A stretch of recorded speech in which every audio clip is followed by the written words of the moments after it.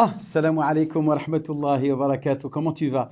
Oui, je sais, je sais. Aujourd'hui, beaucoup de nos coreligionnaires se sentent un petit peu frustrés face à toutes ces attaques qui sont menées et dans lesquelles l'islam est ciblé, bien entendu. Mais alhamdulillah, enfin une bonne nouvelle. La Grande Mosquée de Paris propose un ouvrage. Cet ouvrage s'appelle Musulmans en Occident, pratiques cultuelles immuables, présence adaptée.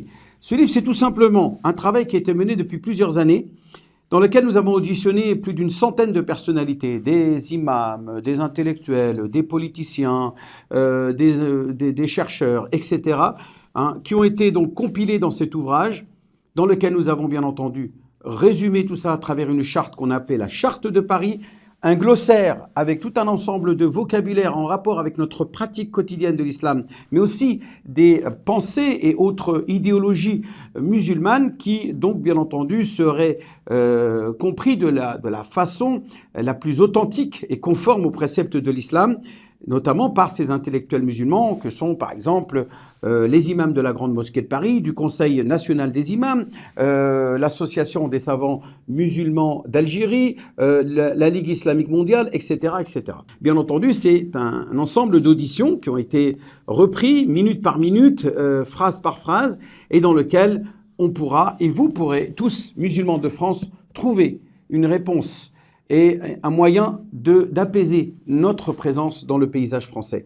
C'est fondamental que nous puissions comprendre que ce livre-là n'est pas simplement une compilation, mais c'est aussi une méthodologie théorique et pratique de l'ancrage musulman en France de manière douce et apaisée.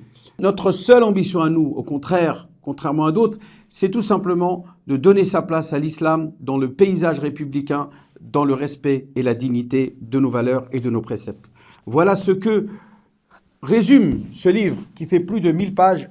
Je te l'invite à te l'approprier, à l'utiliser comme un moyen pour justement répondre à tes besoins et répondre notamment à un certain nombre de questions qui permettent de vivre ta foi dans le paysage français. Les prochaines